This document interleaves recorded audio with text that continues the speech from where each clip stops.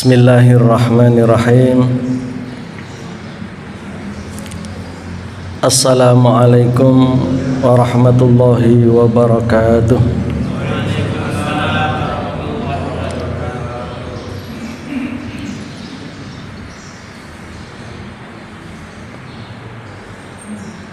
Alhamdulillah. Alhamdulillahilladzi arsala rasulahu bil huda wa dinil haqq liyudhhirahu 'alad dini kullihi wa kafa billahi shahida. Asyhadu an la ilaha illallah wahdahu la syarika lah wa ashhadu anna sayyidana Muhammadan abduhu wa rasuluhu la nabiyya ba'dah. Allahumma salli wa sallim wa barik ala nabiyyina Muhammadin wa ala alihi wa ashabihi wa man tabi'ahum bi ihsanin ila yaumiddin, amma ba'd. Yang terhormat para alim, para sesepuh, para tokoh masyarakat, hadir para orang tua kita, ada Pak Asmuni, ada Pak Burhan, ada Pak Harun, Pak Indopa, Pak Haji Icon, ya, senior-senior kita semuanya, dan juga yang lain, Pak Peno juga. Yang saya hormati para bapak, para ibu, jamaah sholat subuh Masjid Raya Telaga Kahuripan, dan sekaligus jamaah rutin kajian Coffee Morning MRTK, yang juga tak lupa adik-adik, anak-anakku semuanya.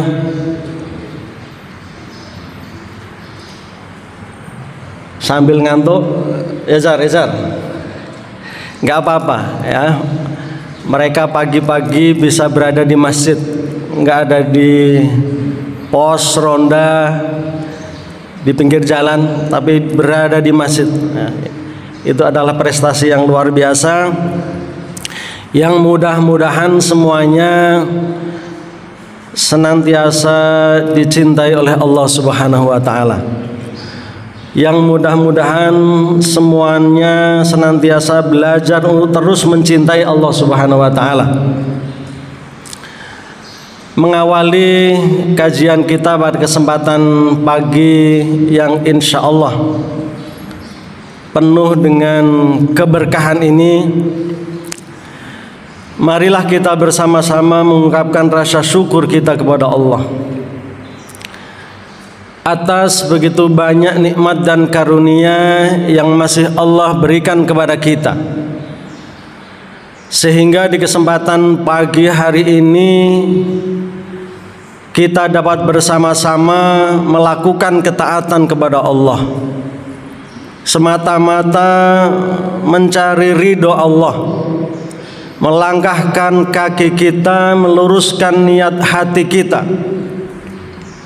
untuk menuju rumahnya bersama orang-orang yang kita cintai.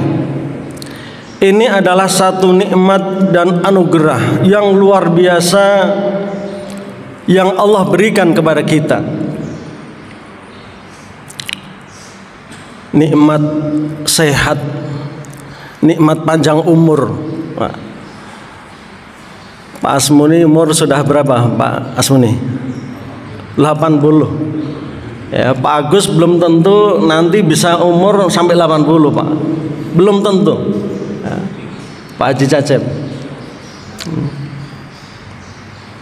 Belum tentu. Pak Haji Peno, berapa Pak Peno? 72. Ya. Kemarin kita punya sesepuh di Masjid As-Surur itu Bapak Haji Kosasih, 84-an. Tapi beliau sekarang sudah meninggalkan kita untuk selama-lamanya. Ya. Jadi nikmat panjang umur, kemudian ditambah dengan panjang umur itu melakukan ketaatan kepada Allah Subhanahu wa taala, Pak Indopa, itu adalah nikmat yang luar biasa. Karena itu bisa menghantarkan yang bersangkutan menjadi orang terbaik. Karena kata Rasul itu, di antara orang terbaik di dalam Islam, man tala umruhu wa hasuna amaluhu. Jadi di antara orang yang terbaik di antara kalian itu adalah orang yang panjang umurnya dan baik amalnya. Jadi di situ terikat, bukan sekedar bicara panjang umur, tetapi harus baik amalnya. Jadi bicara kualitas. Karena sebaliknya juga dikatakan oleh Rasul, seburuk-buruk kalian adalah yang panjang umurnya tetapi buruk amalnya. Jadi orang yang memiliki atau dikarunia oleh Allah umur yang panjang dan kesanggupan melakukan ketaatan kepada Allah, itu adalah anugerah yang luar biasa yang Allah berikan. Kita yang masih muda, mudah-mudahan ya, Allah berikan anugerah umur yang panjang dalam sehat walafiat, kesanggupan melakukan ketaatan kepada Allah Subhanahu wa taala. Karena ternyata saya baca di buku Ruh karya Imam Ibnu Qayyim Al-Jauziyah itu, termasuk yang membuat iri ahli kubur dengan kita-kita yang masih hidup itu adalah nikmat panjang umur. Kami sudah berbaring di dalam kubur kami, di antara liang lahat yang kami tidak bisa berbuat apa-apa, sementara kalian masih Allah berikan hidup, masih Allah berikan nikmat umur panjang, dan dengan itu kalian masih bisa melakukan kebaikan. Itu termasuk yang membuat iri tetangga kita, saudara kita, teman-teman kita yang hari ini sudah tidak bisa bersama kita. Mereka berada di liang kubur karena harus menghadap Allah Subhanahu wa taala.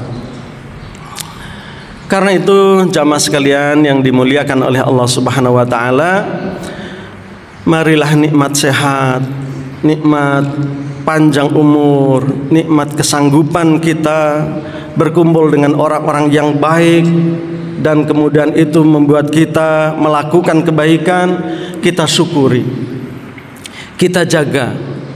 Mudah-mudahan dengan rasa syukur kita atas nikmat tersebut, Allah semakin menambah dan Allah memberkahi nikmat-nikmatnya yang telah diberikan kepada kita. Salawat dan salam semoga senantiasa tersampaikan kepada junjungan kita Nabi besar Muhammad sallallahu alaihi wasallam, kepada segenap keluarga, para sahabat, dan seluruh umatnya termasuk kita semuanya yang mau berusaha dengan sungguh-sungguh menjalankan dan mendakwahkan ajaran-ajaran yang telah dibawanya. Ma'asyiral muslimin rahimakumullah, kembali saya mengutip apa yang ditulis oleh Imam Ibnu Qayyim dalam bukunya yang berjudul Ar-Ruh li Ibni Qayyim, buku bestseller yang sudah banyak diterbitkan oleh penerbit Indonesia. Beberapa waktu yang lalu saya ketemu dengan penerjemahnya, senior saya, guru saya, Ustadz Katur Suhardi, alumni Gontor. Imam Ibnu Qayyim dalam bukunya ini mengutip kisah bahwa ada orang yang meninggal bernama Asim Al-Jahdari. Dia memiliki seorang sahabat. Setelah Asim Al-Jahdari ini meninggal 6 hari yang lalu, sahabatnya diimpikan tentang apa yang terjadi dengan Asim Al-Jahdari di dalam kuburnya. Sahabatnya bermimpi, lalu dia bertanya, bermimpi bertemu dengan Asim. Bertanyalah dia, wahai Asim, bukankah engkau telah meninggal beberapa hari yang lalu? Iya, betul. Di mana keberadaanmu sekarang? Aku berada di antara taman-taman surga. Jadi jamaah sekalian, kita sering berdoa, mendoakan saudara-saudara kita yang sudah meninggal atau kedua orang tua kita. Allahumma ja'al qabrahum raudhatan min riyadil jinan wa la taj'al qabrahum hufratan min hufarin niran. Ya Allah, jadikanlah kubur mereka sebagaimana taman di antara taman-taman surga, dan janganlah engkau jadikan kubur mereka bagaikan lorong neraka. Maka inilah barangkali ya, tempat yang tadi disampaikan oleh Asim. Ketika ditanya, di manakah engkau wahai Asim? Dia menjawab, saya di antara taman-taman surga. Kemudian sahabatnya itu bertanya kembali, apakah engkau berada di situ itu bersama jasadmu atau hanya rohmu saja? Ya, di dalam buku Roh itu juga dijelaskan, sesungguhnya kematian itu apakah hanya jasadnya saja atau bersama rohnya. Para ulama sepakat yang mati itu hanya jasadnya saja, hanya jasadnya saja. Maka Asim Al-Jahdari menjawab, tentu tidak bersama jasadku. Jasadku telah usang. Aku berada di antara taman-taman surga, itu adalah rohku. Rohku. Aku bersama para sahabat, para teman. Jadi ternyata para bapak dan ibu sekalian, di antara roh-roh para ahli kubur itu, mereka Pak Haji Icon bisa saling bertemu, bisa berkumpul, saling menyapa. Tidak tahu ngopi bareng atau enggak Pak Haji Iwan, ngopi bareng gitu ya. Mereka berkumpul, bercengkrama.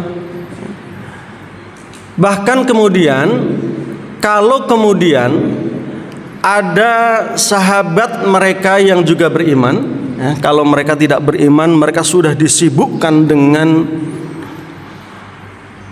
akibat dari keburukan mereka ketika di dunia, ya. Mereka disibukkan dengan siksa neraka. Bagi yang percaya dan yakin ada siksa neraka, ada siksa kubur, ada nikmat kubur, maka orang-orang yang jahat, yang ahli maksiat, yang buruk ketika hidupnya, mereka sudah tidak sempat ya bercengkrama, bertemu dengan teman-temannya. Kalau kemudian ada sahabat mereka yang soleh kemudian meninggal, mereka bertemu, mereka bertanya, menanyakan tentang bagaimana keadaan keluargaku. Kalau ternyata anak-anak mereka, istri mereka dalam keadaan soleh, solehah, dalam keadaan melakukan ketaatan kepada Allah, itu membuat mereka bahagia, itu membuat mereka bergembira. Tetapi kalau ternyata anak-anak mereka, keluarga mereka menjadi ahli maksiat, meninggalkan perintah-perintah Allah, mereka bersedih, mereka menangis, mereka kepingin pulang, mengingatkan anak-anaknya, mereka menangis, mereka bersedih, ingin kembali mengingatkan anak-anaknya agar melakukan kebaikan. Jadi jamaah sekalian yang dimuliakan oleh Allah Subhanahu wa taala, melanjutkan kisah Asim tadi. Wahai Asim, apakah engkau juga tahu dengan kedatangan kami di kuburanmu? Iya, kami tahu. Kami dengar suara sendal kalian-kalian yang datang. Jamaah sekalian yang dimuliakan oleh Allah Subhanahu wa taala, itu di antara kisah yang dikutip oleh Imam Ibnu Qayyim, yang kita tahu beliau sangat berhati-hati dalam mengutip hadis, dalam mengutip cerita. Kemudian dalam halaman berikutnya, dalam cerita yang lain, ditanyakan, siapakah orang yang terbaik di antara kalian? Oh, sebelumnya begini, bersama siapakah kalian? Kami hanya berkumpul dengan orang-orang muslim yang ada di pemakaman ini. Siapakah orang yang terbaik di antara kalian? Ya, kemudian dia menunjuk ke salah satu pemakaman yang ada di dekatnya, dan kemudian orang itu juga muncul. Jadi yang meninggal itu muncul. Ditanyalah, apakah betul engkau adalah orang yang terbaik di antara seluruh penghuni kubur yang ada di sini? Itu kata mereka, bukan kataku. Apa yang membuat engkau menjadi orang yang terbaik di antara seluruh penghuni kubur? Aku kira, ya, dia bertanya, tetapi sekaligus karena tidak dijawab pertanyaan itu, dia mengatakan, aku yakin engkau adalah ahli sedekah. Kalau tidak, engkau orang yang rajin puasa sunnah. Kalau tidak, engkau orang yang senantiasa sholat malam.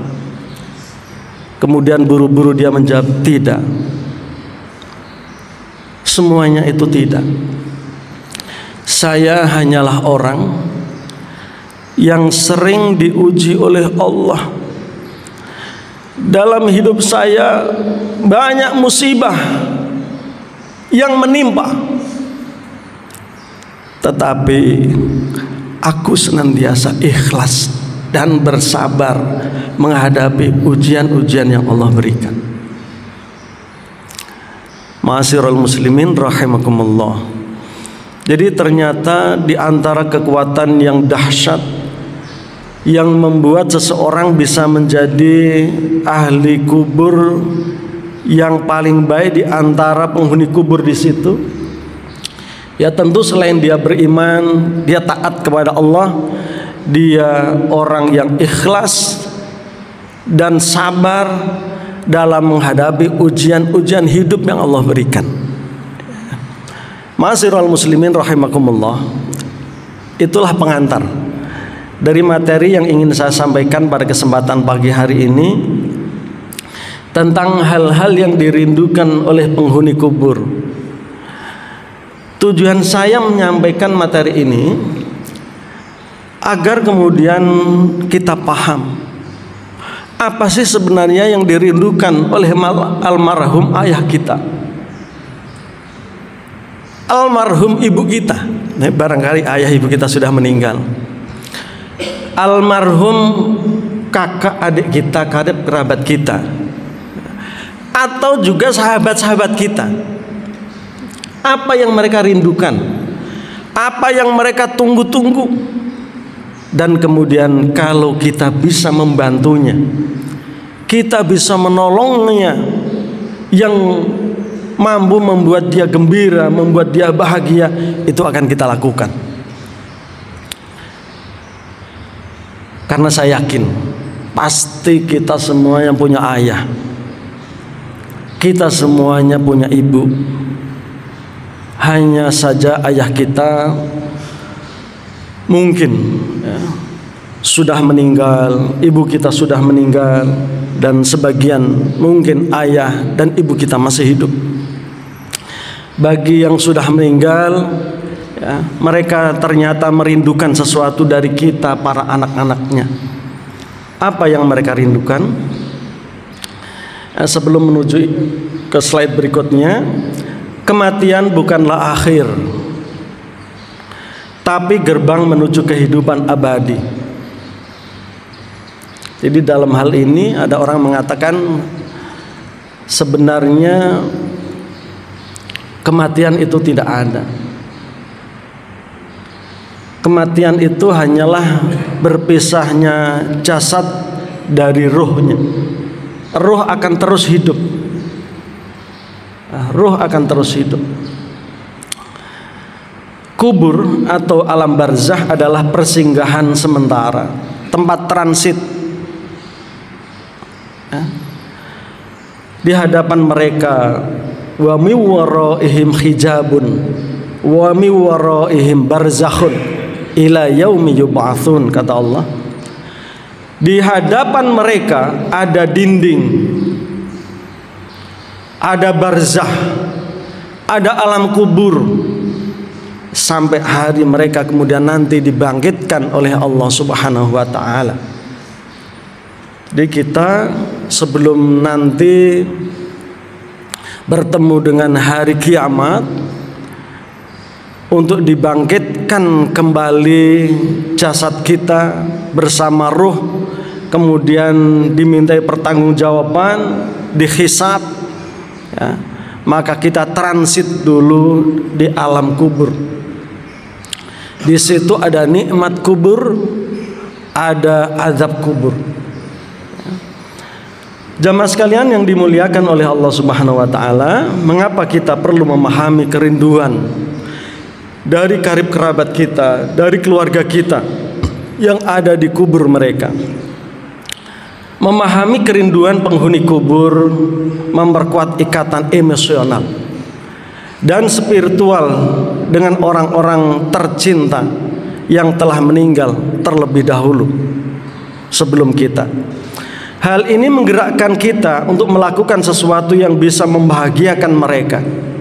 Kita tidak ingin orang yang kita cintai, orang yang kita sayang, yang telah berjasa dalam hidup kita, menghantarkan kita pada titik ini, kemudian mereka kita tinggalkan dalam kesepiannya.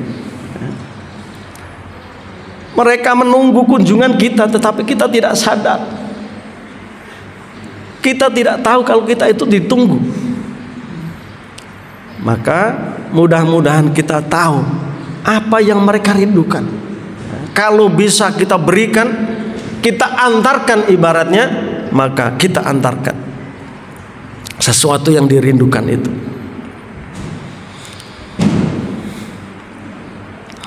Dengan terus mengirimkan doa, beramal soleh, bersedekah untuknya, dan kita memperbaiki diri, memperbaiki sikap, memperbaiki perilaku kita, itu juga bisa membuat orang tua kita yang ada di kuburan itu bahagia. Bahagia. Jamaah sekalian yang dimuliakan oleh Allah Subhanahu wa taala,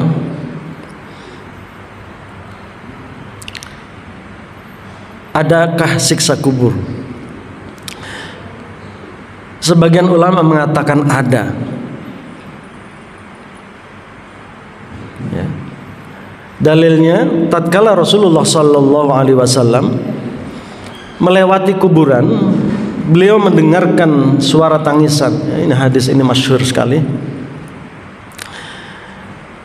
Mendengarkan suara tangisan dari dalam kubur tersebut. Lalu Rasulullah bersabda, sungguh keduanya sedang disiksa,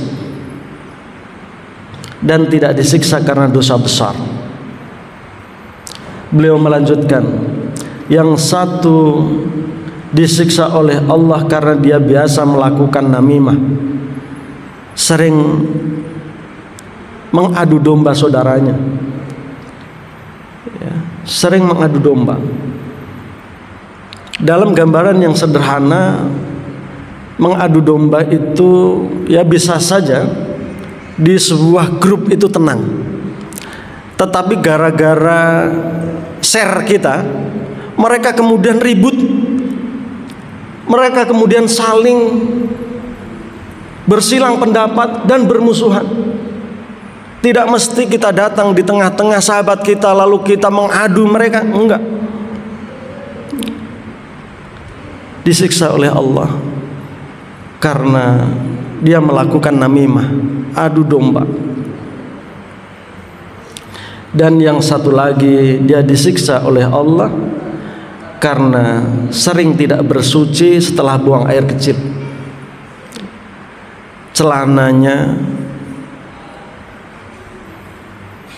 sering dalam kesehariannya ada najis, dan itu karena dia memang meremehkan kencing sembarangan, dan kemudian tidak istinja, tidak bersuci. Rasulullah juga pernah mengatakan, sungguh arsy singgasana Allah bergetar karena wafatnya Sa'ad bin Mu'adz. Sa'ad bin Mu'adz adalah sahabat mulia yang wafat sebagai syuhada. Meski begitu, Rasulullah sallallahu alaihi wasallam bersabda, beliau pun tetap merasakan himpitan kubur. Jadi diceritakan liang lahat itu bagi penghuni kubur bisa kemudian lapang, dan kuburan itu terang karena amal solihnya ketika hidup. Tetapi bisa sebaliknya, liang lahat itu kemudian menghimpit jenazah orang yang meninggal, dan kuburan itu dalam keadaan gelap dan menakutkan karena keburukan perilaku orang yang meninggal itu di masa hidupnya. Di masa hidupnya.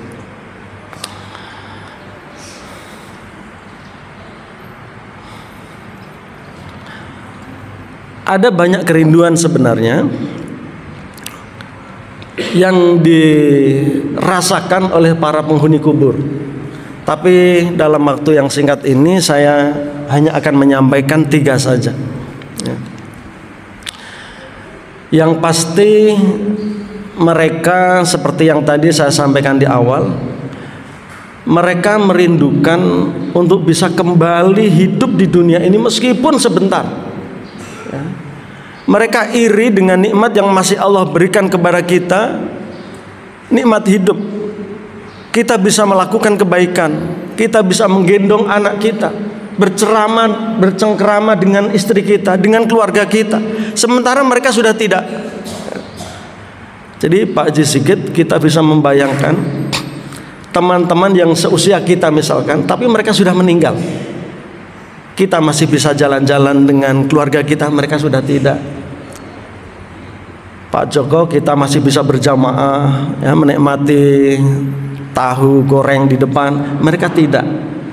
Bayangkan dengan orang yang lebih muda dari kita, dan kemudian mereka sudah meninggal. Maka disitulah kita akan merasakan betapa nikmat hidup ini, nikmat sehat ini luar biasa. Kita masih bisa bolak-balik ke kantor, ke tempat kerja kita, bertemu dengan teman kita. Di situ kita bisa melakukan kebaikan apa saja yang kita inginkan. Teman kita yang sudah meninggal enggak bisa. Enggak bisa. Mereka ingin mengingatkan anak-anaknya, ingin pulang, mereka nggak bisa. Mereka nggak bisa. Jadi Ustaz Daris, kalau dia bisa pulang, dia ingin pulang, ingin pulang, melihat anaknya pada gak rajin sholat, dia nangis, dia nangis. Apalagi ya, kalau melihat anak-anaknya rebutan soal warisan, dia nangis. Harta yang sudah dia cari dengan susah payah, Pak Haji Sigit, tujuannya ya, untuk membahagiakan anak-anaknya sebagai bentuk cinta dan kasih sayang yang utuh untuk mereka, tetapi malah membuat mereka konflik, membuat mereka memutuskan silaturahim, membuat mereka bermusuhan. Ayah kita nangis, nangis. Maka di dalam Al-Quran itu Allah berfirman, hatta idza jaa ahadahumul mautu qala rabbirji'un la'alli a'malu sholihan fima taraktu, fima taraktu wa min waraihim barzakhun ila yaumi yub'atsun. Ketika mereka ya, didatangi kematian, ya ini cerita orang-orang yang jahat, orang-orang kafir, orang-orang yang tidak taat. Mereka mengatakan, ya Allah, kembalikan kami, kembalikan saya ke dunia lagi. Karena dia merasa ya, banyak sesuatu yang selama ini Allah perintahkan tetapi belum dia lakukan. Dia merasa belum sebaik-baiknya mendidik istri dan anak-anaknya. Qala rabbirji'un, ya Allah pulangkan lagi, kembalikan lagi saya. Kalla, enggak bisa, enggak mungkin. Itu hanya omongan yang kamu katakan saja, kata Allah. Dulu sudah saya beri kesempatan kepada kamu, kamu menunda-nunda, kamu menyepelekan, kamu mengabaikan, kamu menganggap dunia segala-galanya. Apa yang sudah saya ingatkan, kamu abaikan, kamu tinggalkan. Kalla, enggak, kata Allah, enggak. Jadi jamaah sekalian, mumpung ya, sekali lagi ini sesungguhnya nasihat bagi diri saya sendiri. Allah masih memberikan kepada kita ya, adik-adikku semuanya ini yang masih muda-muda, nikmat hidup, nikmat sehat, nikmat teman-teman yang baik, teman-teman yang soleh, masjid yang megah, yang nyaman ini. Marilah ini semuanya kita syukuri, kita manfaatkan dengan sebaik-baiknya sebelum kemudian nanti Allah memanggil kita. 3 kerinduan penghuni kubur ya, kita bayangkan mereka bukan orang lain tetapi mereka ayah kita, ibu kita, mungkin kakak yang sangat berjasa dalam hidup kita ya, atau kakek nenek kita. Mereka merindukan apa? Ya, selain tadi yang saya sebutkan, mereka merindukan untuk bisa kembali ke dunia meskipun sebentar saja, untuk melakukan ketaatan kepada Allah, untuk bersedekah, untuk mengingatkan anak-anak mereka. Mereka merindukan kiriman doa dari keluarganya, terutama dari anak-anaknya. Dalil Al-Quran, dan mereka yang berkata, ya Tuhan kami, ampunilah kami dan saudara-saudara kami yang telah beriman sebelum kami. Jangan sampai jamaah sekalian, ayah ibu kami, orang-orang yang kita sayangi itu hanya mendapatkan nikmat di dalam kuburnya gara-gara doa saudara-saudara kita, gara-gara doa umat Islam, ya. Kenikmatan minimalis. Kita setiap saat berdoa, Allahumma gfir lil muslimina wal muslimat wal mu'minina wal mu'minat. Ayah ibu kita dapat di situ. Ya Allah, ampunilah dosa-dosa orang muslim laki-laki, orang muslim perempuan, orang mukmin laki-laki, orang mukmin perempuan. Ayah ibu kita dapat. Jangan hanya dapat itu, ya. Tetapi hendaknya dapat kado spesial dari kita anaknya, ya, karena khusus amal solih, amal ibadah spesial yang kita lakukan untuk orang tersayang itu. Ya, kita kirimin doa khusus, kita bacakan Al-Quran khusus, kita sedekah khusus, kita melakukan haji khusus, ya, dan seterusnya. Itulah yang membuat mereka bahagia dengan kita, anaknya. Hadis riwayat Muslim, apabila manusia meninggal, ya, idza mata ibnu adam inqata amaluhu illa min thalath, shadaqatin jariyatin aw ilmin yuntafa'u bihi aw waladin sholihin yad'u lah. Ketika kita sudah meninggal, semuanya terputus. Kalau dulu bisa mencari pahala dengan puasa, kita meninggal sudah selesai, nggak bisa lagi. Dulu ketika kita masih hidup, bisa berangkat ke masjid, sholat berjamaah, sudah meninggal nggak bisa. Semuanya terputus kecuali 3. Salah satunya adalah anak solih yang mendoakan orang tuanya. Ya, maka disinilah para bapak dan ibu sekalian, jangan diremehkan. Investasi yang sangat berharga bagi kita sebagai orang tua itu, bahkan mungkin paling berharga, itu adalah anak-anak yang soleh. Anak-anak yang tidak hanya menyenangkan kita ketika kita masih hidup, berbakti kepada kita, taat dengan perintah-perintah kita ketika kita masih hidup, tetapi juga yang masih ingat kita, yang masih rajin mendoakan kita, melakukan amal solih untuk kita ketika kita sudah mati. Dan itu tidak bisa serta-merta, itu harus melalui proses perjuangan kita sebagai ayah, sebagai ibu. Jamaah, doa anak untuk orang tuanya di kubur adalah amal yang paling dirindukan karena menunjukkan hubungan kasih sayang yang abadi. Jangan sampai ketika kita masih hidup segalanya kita lakukan untuk si buah hati kita, tetapi ketika kita sudah mati dia lupa dengan kita, ya, dia lupa dengan kita. Yang kedua, datangnya hari kiamat. Ternyata kiamat itu juga dirindukan, Pak Haji Zainal. Bagi orang yang baik, dia ingin segera mendapatkan janji-janji Allah terhadap kebaikan yang selama ini dia lakukan ketika di dunia. Bagi orang yang jahat, dia sudah tidak tahan dengan siksa yang dia alami.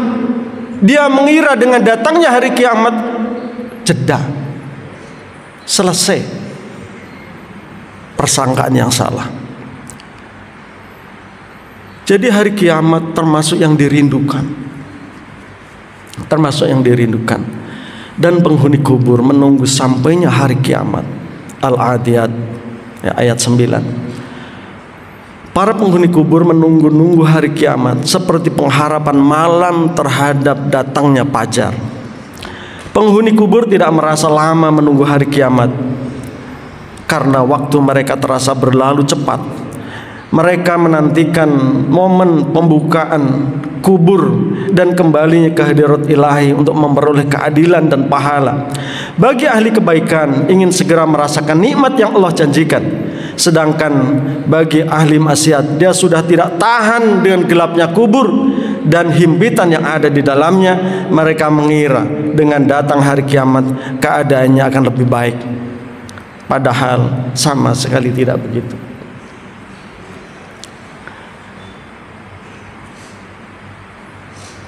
Ini adalah kerinduan khusus bagi ahli nikmat kubur. Mereka yang mendapat nikmat kubur dan telah melihat istananya di surga sangat merindukan kiamat agar bisa segera menempatinya dan berkumpul dengan keluarga yang dia sayangi di dunia.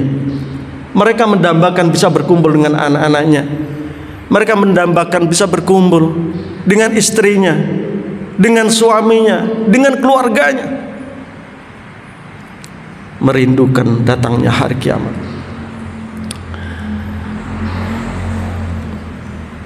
Berikutnya, kabar baik tentang keluarga. Tadi saya sampaikan di awal, orang tua kita itu merindukan kabar dari malaikat tentang kita anaknya di dunia ini. Dan kalau dia mendapatkan kabar dari malaikat atau kabar dari penghuni kubur yang baru meninggal, ternyata anak-anaknya itu solih-solihah, ternyata keluarga itu keluarga yang taat kepada Allah, dia bahagia, dia gembira. Tetapi kalau sebaliknya, mereka sering meninggalkan sholat, mereka ahli maksiat, mereka sering cekcok soal warisan, membuat orang tua itu menangis, membuat orang tua itu bersedih di dalam kuburnya. Sesungguhnya orang-orang yang beriman, kami akan menguji mereka di dalam kubur dengan pertanyaan, maka terdengarlah berita gembira di saat itu. Hadis riwayat At-Tirmidzi, malaikat menyampaikan kabar baik kepada penghuni kubur bahwa anaknya atau keluarga masih hidup solih dan melaksanakan amal baik. Dan itu kemudian membuat penghuni kubur itu bahagia. Teman-teman kita ya, di Masjid Raya ini sudah banyak teman-teman yang berjuang bersama kita di pengurus takmir. Dulu zaman saya ya, banyak, ada 5 atau 7, nggak tahu Ustadz Imam sudah berapa. Mereka itu ikut gembira ketika melihat masjid ini masih makmur. Mereka gembira ketika melihat teman-temannya ya, masih sholat berjamaah, mereka rukun, mereka sibuk memikirkan urusan akhirat, urusan umat. Mereka bahagia. Mereka bahagia. Kabar baik tentang keluarga yang masih hidup dan beramal adalah penghibur terbesar bagi jiwa-jiwa yang jasadnya terbaring di kubur mereka. Bagaimana amal kita memengaruhi kabar baik untuk keluarga kita yang ada di kubur mereka? Amal kita di dunia ya, beribadah dengan istiqomah, berbuat baik kepada sesama, membantu anak yatim dan fakir miskin, menyebarkan ilmu agama. Dampak orang tua di kubur, malaikat akan membawa berita gembira dari kita untuk mereka. Hati mereka akan tambah tenang dan tentram. Dorongan untuk terus bersabar berada di kubur mereka hingga datang hari kiamat. Tindakan nyata apa yang bisa kita lakukan? Mari jangan lupa ya, bukan hanya setiap selesai sholat saja, tetapi setiap saat ya, setiap saat untuk bisa kita lakukan, berdoalah untuk orang-orang yang kita sayangi, orang tua kita, khususnya ibu kita, ibumu, ya. Kita perbanyak doa untuk mereka. untuk kebahagiaan mereka di kubur, untuk agar diampuni khilaf-khilaf mereka, karena tidak ada manusia yang sempurna. Sehebat apapun gak ada yang sempurna. Maka kita terus berdoa agar Allah mengampuni khilaf-khilaf dosa-dosa mereka. Mereka mendapatkan derajat terbaik di sisi Allah. Terus kita doakan, beramal soleh, ya. Karena kita ini adalah investasi dari orang tua kita, maka kebaikan yang kita lakukan insya Allah juga akan mengalir untuk orang tua kita. Maka jadilah kita pribadi-pribadi yang soleh. Di saat itu kita membuat orang tua kita bahagia. Bahagia. Memperbanyak tadarus Al-Quran. Kalau kita tidak sanggup menjadi hafidh yang memakaikan, ya, mahkota untuk ayah dan ibu kita, ya, maka perbanyaklah membaca Al-Quran. Mungkin kalau kita mengejar sekarang ini hafal Quran 30 juz terlalu berat, ya. Dengan itu kemudian kita memakaikan mahkota untuk ayah ibu kita di sana, itu berat. Maka kalaulah tidak bisa demikian, perbanyaklah membaca Al-Quran, biar dia bisa menjadi penerang, ya, orang tua kita di kubur mereka. Mendirikan taman-taman pendidikan Al-Quran bisa menjadi kiriman pahala yang membahagiakan orang tua kita. Lakukan apa yang bisa kita lakukan terkait dengan Al-Quran. Donatur orang-orang yang belajar Al-Quran dan seterusnya. Jadi anak soleh. Jadi jamaah sekalian, inilah materi yang bisa saya sharingkan pada kesempatan pagi hari ini di tempat yang mulia ini. Mudah-mudahan bisa